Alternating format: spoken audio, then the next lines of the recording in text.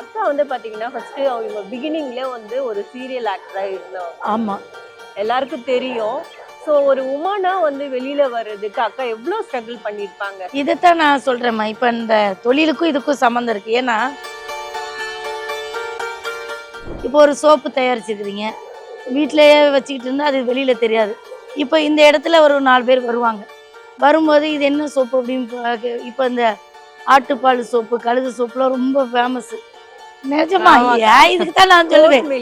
ஆமா goat milk soap. ஆமா. இருக்கு. நீங்க என்னைக்காவது வந்துட்டு ஏதாவது நம்ம பிசினஸ் தான் நம்மளும் ஏதாவது ஸ்டார்ட் பண்ணலாம் சைட்ல? நான் வந்து ஸ்டார்ட் பண்ணேன், ஆனா இதெல்லாம் ஊத்திச்சு. என்ன நான் வந்து ஒரு யூடியூப் சேனல் ஸ்டார்ட் பண்ணி சீரியல்லாம் போடலாம் அப்படின்னு சொல்லிட்டு நானும் ஒவ்வொரு தடவையும் ஒவ்வொரு முயற்சி எடுத்து வைப்பேன். அதில் பாதாளத்துக்கு வந்து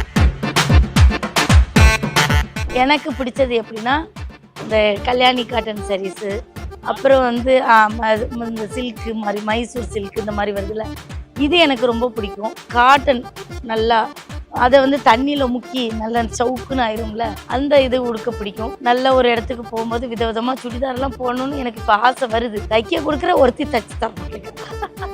இந்த கையே 3-4 அளவு எடுக்க வேண்டியிருக்கு.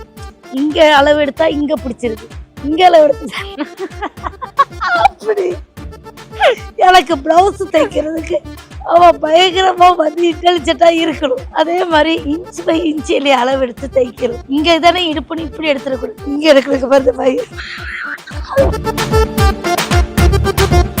அந்த எக்ஸ்போல வந்து நான் தேடுறேன், சிறந்த டெய்லர்கள்லாம் அங்க வருவீங்க, என்னைய பிடிங்க, எனக்கு ஒரு சுடிதாரோ ஒரு சட்டையோ தச்சு 2 போட்டோ போட்டு வேண்டியதான். என்னதான் பெண் விடுதலை பத்தி பேசினாலும் ஆண்கள் காட்டக்கூடிய அன்புக்கு என்னைக்குமே பெண்கள் அடிமைதான். ஆக மொத்தத்துல நான் சம்பாதிக்கிற பைசாவெல்லாம் யாராவது அன்பா பேசிட்டா கொண்டு போய் கொடுத்துருவோம். அந்த தப்ப வேற யாரும் செய்யாதீங்க.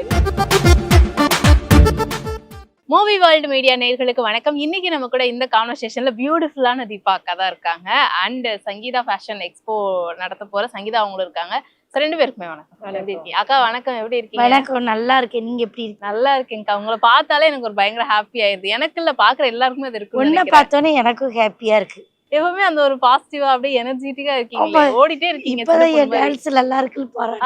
சீரியஸா உங்க டான்ஸ் வேற. நான் இப்ப ஆஃப் கேமரால சொன்னேன், ஆன் கேமரால சொல்றேன். அந்த ஒரு இப்படி ஸ்டெப் போட்டீங்க பாருங்க, அது செம்மையா இருந்துச்சு. காற்றிலே அந்த பாட்டுக்கு பாக்காதவங்க எல்லாம் போய் பாருங்க. அக்கா பேஜ் காதல விழுற மாதிரி கொஞ்சம் சொல்லுங்க. பாருங்க எல்லாரும் போய். சோ அக்கா சங்கீதா ஃபேஷன் எக்ஸ்போ வந்து நடத்த போறாங்க. நீங்க அது ஒரு பெரிய சப்போர்ட்டா இருக்க போறீங்க அப்படின்னு சொன்னாங்க. ஃபர்ஸ்ட் ஆஃப் ஆல் வந்துட்டு விமன், ஃபுல்லாவே விமன் தான் அங்க இருக்கவங்க எல்லாருமே, சிறு தொழில் பண்ற எல்லாருமே சேர்ந்து ஒரு எக்ஸ்போ மாதிரி பெருசா கண்டக்ட் பண்றாங்க. சோ அதை பத்தி என்ன நினைக்கிறீங்க? இது வந்து ஒரு நல்ல விஷயமா நினைக்கிறேன். ஏன்னா இப்போ வீட்டில் நிறைய பெண்கள் வந்து இந்த மாதிரி சிறு தொழில் பண்ணணும் அப்படின்னு சொல்லிட்டு ஒரு ஸ்டெப் எடுத்து வைக்கிறாங்க. இப்போ ஒரு கஸ்டமரோடைய ரீச் கிடைக்கிறது அவங்களுக்கு ரொம்ப கஷ்டம். அப்போ என்ன பண்ணுறாங்க, ஐய தெரியாமல் விட்டுட்டோம், இல்லை நம்ம வீட்டில் உள்ளவங்களே அதான் நான் சொன்னேன் கேட்டியா அப்படின்னு சொல்லிட்டு ஒரு முட்டுக்கட்டை போட்டுடுறாங்க. இப்போ இதில் நம்ம வர்றது மூலயமா என்ன கிடைக்கும்னா, இவங்க ஒரு இடத்துல இப்போ நம்ம ஒரு கடை மாதிரி இவங்களே வந்து எல்லாம் செட்டப் பண்ணி அன்னைக்கு ஒரு நாள் அங்கே ஒரு காட்சி பொருள் மாதிரி வைக்கிறாங்க. இப்போ இதில் நிறைய பேர் கலந்துப்பாங்க. கலந்துக்கிறவங்க இப்போ நீ ஒரு ஊசி விற்கிற, இந்த ஊசியை நானும் விற்கிறேன். இப்போ அவங்க வாங்கி பார்க்குறவங்க பரவாயில்லையா, தீபா விற்கிற ஊசியை விட சங்கீதா விற்கிற ஊசி ரொம்ப நல்லா இருக்கு அப்படின்ட்டு வாங்கலாம். அதானே இது கான்செப்ட். இதான் கான்செப்ட். இப்போ ஒரு சோப்பு தயாரிச்சிருக்கிறீங்க, வீட்டிலேயே வச்சுக்கிட்டு இருந்தால் அது வெளியில் தெரியாது. இப்போ இந்த இடத்துல ஒரு 4 பேர் வருவாங்க. வரும்போது இது என்ன சோப்பு அப்படின்னு இப்போ இந்த ஆட்டுப்பால் சோப்பு, கழுது சோப்புலாம் ரொம்ப ஃபேமஸ். நிஜமா இதுக்கு தான் நான் சொல்லுவேன். ஆமா ஆமா. அப்போ அந்த மாதிரி எடுக்கும்போது இப்போ அதை வந்து ஒருத்தவங்க எடுத்து போட்டு பார்ப்பாங்க, இது நல்லா இருக்கு அப்படின்னு சொல்லிட்டு. அப்போ என்ன பண்ணு, ஒரு கான்டாக்ட் கிடைக்குது. இந்த கான்டாக்ட் மூலயமா அவங்க தொடர்ந்து இந்த சோப்பு தான் நான் வாங்குவேன்ப்பா, நான் ஒரு தடவை போட்டேன், எனக்கு அவ்வளோ சூப்பராக இருந்தது அப்படின்னு சொல்லிட்டு அது யாருன்ட்டு அவங்களுக்கு ரெகுலர் கஸ்டமர் ஆகிடும். இந்த கஸ்டமர் பிடிக்கிற வழி தான் இவங்க போட்டு கொடுக்குறாங்க. கரெக்டா? கண்டிப்பா. இப்போ நீங்க எக்ஸ்போ நடத்தினாலுமே அவங்களோட எக்ஸ்போக்கு செலிபிரிட்டிஸ் யாரையுமே அவங்க கூப்பிடல. அவங்க கூப்பிட்ட ஒரே பெரிய செலிபிரிட்டி தீபா அக்கா மட்டும்தான். அவங்க மட்டும்தான் சப்போர்ட் பண்ண போறாங்க. நான் வந்து செலிபிரிட்டியா உள்ள வரலாமா, நானும் அந்த தொழில் முனைவோர் பெண்கள் மத்தியில ஒரு பெண்களா உள்ள வரேன். அப்படி என்ன பண்றாங்க அப்படின்னு பார்ப்போம். அவங்க சொன்னாங்க நம்மக்கிட்ட, இந்த மாதிரி நிறைய பேர் பண்ண போறாங்க, அப்போ நம்ம எப்படி தான் அதை நடத்துகிறாங்க அப்படின்னு சொல்லிட்டு பார்ப்போம். அன்னைக்கு வந்து எல்லாருடைய பொருளும் எப்படி இருக்குன்னு நானும் தான் பார்க்க போகிறேன். அது எப்படி இருக்குது அப்படின்னு பார்த்து எனக்கு பிடிச்சதை நான் வாங்கிட்டு போகிறேன். ஓகே, நீங்க சொல்லுங்க. தீபா அக்கா மட்டும் தான் நீங்க கூப்பிட்டுருக்கீங்க, என்ன காரணம் அக்கா மட்டும் கூப்பிட்டதுக்கு? ஏன்னா நீங்க யாருமே கூப்பிடலன்னு சொன்னீங்க. அக்கா மட்டும் தான் அவைலபிள் ஆர்டிஸ்ட். அப்படிலாம் கிடையாது, அக்கா பிஸியான ஆர்டிஸ்ட். இப்பவுமே நாங்க அக்காவை பிடிக்கிறதுக்கு எவ்வளவு கஷ்டப்பட்ட தெரியுமா அப்படின்னு தான் எங்களுக்கு தான் தெரியும். டேட் கேட்டு அதுக்கப்புறம் வீடியோ எடுக்கிறதுக்கு ரொம்ப டைம் எடுத்துச்சு. ரொம்ப பிஸியான ஷெட்யூல்ல இப்போ வந்து நமக்கு ஒரு இன்டர்வியூ வேற கொடுத்துருக்காங்க. அக்கா வந்து பாத்தீங்கன்னா ஃபர்ஸ்ட் அவங்க பிகினிங்ல வந்து ஒரு சீரியல் ஆக்டரா இருந்தவங்க. ஆமா, எல்லாருக்கும் தெரியும். ஸோ ஒரு உமானா வந்து வெளியில வர்றதுக்கு அக்கா எவ்வளவு ஸ்ட்ரகிள் பண்ணிருப்பாங்க. இதைத்தான் நான் சொல்றேம்மா. இப்ப இந்த தொழிலுக்கும் இதுக்கும் சம்மந்தம் இருக்கு. ஏன்னா இதே சிரிப்பு, இதே நடிப்பு, இதே இதைத்தான் நான் இத்தனை வருஷம் பண்ணேன். ஆனா எனக்குன்னு ஒரு பேக்ரவுண்டு தெரியாதப்ப அது பெருசா பேசப்படலை. அப்ப எனக்கு ஒரு அடையாளம் வந்து ஒரு படத்து மூலயமா ஒரு அக்கான்னு கிடைச்சிது. அதை வச்சு இப்ப தமிழ்நாடு பூரா நம்ம தீபாக்கா சொன்னா அது கரெக்டா இருக்கும் அப்படிங்கிற மாதிரி ஒரு மைண்ட் செட் வந்துருச்சு. ஸோ அதுக்கு காரணம் வந்து இப்போ இருக்கிற அந்த அது என்ன சொல்கிறது, இப்போ இவங்க ஒரு பிளாட்ஃபார்ம் போட்டு கொடுத்த மாதிரி இதுவும் ஒரு பிளாட்ஃபார்ம் தான். இது இல்லைன்னா பழையபடி தீபா வந்து சீரியல் ஆர்டிஸ்ட் தான், அப்படி தான் என்னுடைய ஜேர்னி போயிட்டு இருந்திருக்கும். ஸோ இதுக்கு வந்து நம்மளுக்கு ஒரு இது தேவைப்படுது. அந்த தேவையை தான் தீர்த்து வைக்கிறது இந்த எஸ்கோ. ஏய் பாத்தியா, நான் வந்து பேச தெரியுமா நீ யோசிச்சேன், இவ்வளவு அழகா சூப்பரா பேசுறீங்க அக்கா. அதெல்லாம் நீங்க சூப்பரா பேசுறீங்க, எனக்கு தெரியும். நானே யோசிக்கலவா, அப்படி வருது இப்படி வருது, அருவி மாதிரி அப்படியே கேமரா ஆன் பண்ணனே அக்கா அருவி மாதிரி கொட்டுது எல்லாம். அச்சோ கியூட்டுக்கா நீங்க. ஆனா அது கேமரா ஆர்டிஸ்ட் எல்லாம் தானா வந்து வரும்ல. அதெல்லாம் கண்டிப்பா அக்காவெல்லாம் அடிச்சுக்கவே முடியாது பேசுறதுல யாருமே. நன்றிமா. ஓகேக்கா. சோ அதே மாதிரி இப்போ இவங்க வந்துட்டு யாரையுமே கூப்பிடல, உங்களதான் கூப்பிடுறாங்கன்றப்போ நீங்க என்னைக்காவது வந்துட்டு ஏதாவது நம்ம பிசினஸ் தான் நம்மளும் ஏதாவது ஸ்டார்ட் பண்ணலாம் ஒரு சைட்ல? நான் வந்து ஸ்டார்ட் பண்ணேன், ஆனா இதெல்லாம் ஊத்திச்சு. என்ன நான் வந்து ஒரு யூடியூப் சேனல் ஸ்டார்ட் பண்ணி சீரியல்லாம் போடலாம் அப்படின்னு சொல்லிட்டு நானும் ஒவ்வொரு தடவையும் ஒவ்வொரு முயற்சி எடுத்து வைப்பேன். அதில் பாதாளத்துக்குள்ள வந்து ஒருத்தர் பார்க்கப்பட்டேங்கிறான். வேற சேனலுக்கெல்லாம் நான் பேட்டி கொடுக்குறேன், எல்லாரும் பார்க்குறாங்க. ஆனால் நான் என் சேனல்லே உட்காந்து எல்லாரும் பாருங்க ஏது அப்படின்னா ஒருத்தர் பார்க்க மாட்டேங்கிறான். அதனால என்ன பண்ணி வச்சுட்டு அதெல்லாம் மூடி வச்சுட்டு கொஞ்ச நாள் உட்காருவேன். அப்புறம் ஒரு ஆசை ஒன்று இருக்கும்ல, அது சும்மா இருக்காது.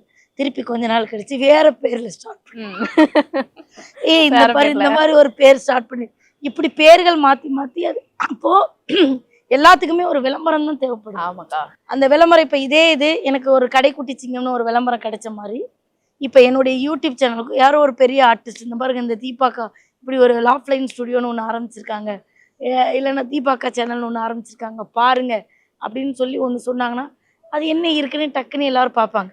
இல்லை ஒரு எமோஷனல் ட்ராமா போட்டு அழுது ஆர்ப்பாட்டம் பண்ணி என் வாழ்க்கையை வந்து பாருங்கள் சொல்லிட்டா எல்லாரும் வந்து பார்ப்பாங்க. அது என்னமோ அப்படி ஆகிப்போச்சு. ஸோ ஏதோ ஒன்று அவங்கள கவரணும். ஆமாக்கா. நான் தொழில் ரீதியா உள்ள போறேன். ஸோ இப்போ நம்ம இங்க எக்ஸ்போ இதெல்லாம் பத்தி பேசிட்டு இருக்கோம். அங்க சாரி எக்ஸ்போ தான் மெயின்லி. அது அக்காட்ட எவ்வளவு சாரி இருக்கும்? சாரி வந்து நான் சீரியல்லாம் பண்ணும்போது ரொம்ப சாரியெல்லாம் கிடையாமா, ஒரு 20 சாரி வச்சிருப்பேன். அதே தான் எல்லா சீரியலுக்கும் மாத்தி மாத்தி போடுவேன். அப்படியா? ஆமா ஆமா. அப்புறம் எல்லாரும் யூஸ் பண்ண மாட்டாங்க. அவங்களாம் காசு செலவு பண்ண மாட்டோம், ரொம்ப கஞ்சல்ஸாங்க. இப்போ வந்து படங்கள் பண்றதுனால இவங்களே கொடுத்துருவாங்க அவங்களுக்கு தேவையானது. ஆனா இப்போ நான் ரொம்ப சாரி அடிக்ட். என்னமோ தெரிலம்மா, வாலிப பருவத்துலலாம் விட்டுட்டேன். இப்போ வந்து எனக்கு ரொம்ப ஆசை சேலை வாங்கணும், விதவிதமாக கெட்டணும். இப்போ நம்ம கொஞ்சம் வெயிட்டாக இருக்கிறதுனால இப்போ இந்த மைசூர் சில்க்கு என்னென்னமோ சொல்கிறாங்க, கிரேப் சில்க்கு அந்த மாதிரிலாம் கட்டணும். அப்போ இந்த மாதிரி எல்லாம் கம்ஃபர்டபுளாக இருக்குமா உங்களுக்கு வியர் பண்ணுறது? இந்த சாரி எனக்கு பிடிக்காது. எனக்கு இந்த சாரி பிடிக்காது. எனக்கு பிடிச்சது எப்படின்னா இந்த கல்யாணி காட்டன் சாரீஸு, அப்புறம் வந்து இந்த சில்க்கு மாதிரி மைசூர் சில்க்கு இந்த மாதிரி வருதுல்ல, இது எனக்கு ரொம்ப பிடிக்கும். அப்புறம் வந்து காட்டன் நல்லா அதை வந்து தண்ணியில் முக்கி நல்லா சவுக்குன்னு ஆயிரும்ல, அந்த இது உடுக்க பிடிக்கும். அதெல்லாம் தாண்டி வந்து நல்ல ஒரு இடத்துக்கு போகும்போது விதவிதமாக சுடிதாரெல்லாம் போடணும்னு எனக்கு இப்போ ஆசை வருது. தைக்க கொடுக்குற ஒருத்தி தச்சு தர மாட்டேங்க. நானும் 3 வருஷமா ஒருத்திக்கிட்ட கொடுத்துருக்கேன், எம்மா தச்சுதா எம்மா தச்சு நாளைக்குக்கா நாளைக்குன்னா அவளுக்கு முடியவே மாட்டேங்குது. தச்சு தர மாட்டாங்க. ஏங்க இப்படி பண்றீங்க, தச்சு கொடுங்க அக்காக்கு. உடம்புக்கு ஒரு அளவு எடுக்கிறதே ரொம்ப கண்டிப்பா கண்டிப்பா. இந்த கையே 3-4 அளவு எடுக்க வேண்டியிருக்கு. இங்க அளவு எடுத்தா இங்க பிடிச்சிருக்கு, இங்க அளவு எடுத்து அப்படி எனக்கு பிளவுஸ் தைக்கிறதுக்கு அவன் பயங்கரமா வந்து இன்டெலிஜென்ட்டா இருக்கணும். அதே மாதிரி இன்ச் பை இன்ச் என்னை அளவு எடுத்து தைக்கணும். இங்க தானே இடுப்புன்னு இப்படி எடுத்துடக்கூடாது, இங்க எடுக்கிறதுக்கு பாருங்க பயிர், அதுக்கு தனியா ஒரு அளவு எடுக்கா. இப்படி பல அளவுகள் ஒருத்தி மட்டும் எனக்கு கரெக்டா சட்டை தைச்சு கொடுத்துட்டான்னு வச்சுக்க, அவளுக்கு ஒரு பெரிய அவார்டே கொடுக்கணும் இருக்கு. அப்ப யார் அந்த ஒருத்தவங்கன்னு தான் நமக்கு தெரியல. அப்ப எக்ஸ்போலையா, எக்ஸ்போவா அந்த எக்ஸ்போல வந்து நான் தேடுறேன். சிறந்த டெய்லர்கள்லாம் அங்க வருவீங்க, என்னைய பிடிங்க, எனக்கு ஒரு சுடிதாரோ ஒரு சட்டையோ தச்சு 2 போட்டோ போட்டு அவ்வளவுதான். அக்கா அடுத்து அவங்களே வச்சுப்பீங்க, எல்லா தைக்கிறதா அவங்கள்ட்ட தான் அப்படின்ற மாதிரி. இப்போ விமன் எம்பவர்மெண்ட், அதாவது ஒரு பெண் வந்து சம்பாதிக்கிறது அப்படிங்கிறது உங்களை பொறுத்த வரைக்கும் எந்த அளவுக்கு நீங்க முக்கியமா நினைக்கிறீங்க? ரொம்ப முக்கியமா. அதை விட அந்த காசு அவங்க கையிலே வச்சு செலவு பண்றது அதை விட முக்கியம். ஆனா பெண்கள் வந்து அதை பண்ண மாட்டோம். என்ன பண்ண தெரியுமா, நம்மளுக்குள்ளே இயற்கையாவே ஒரு குணம் இருக்கு. என்னதான் பெண் விடுதலை பத்தி பேசினாலும் ஆண்கள் காட்டக்கூடிய அன்புக்கு என்னைக்குமே பெண்கள் அடிமைதான்.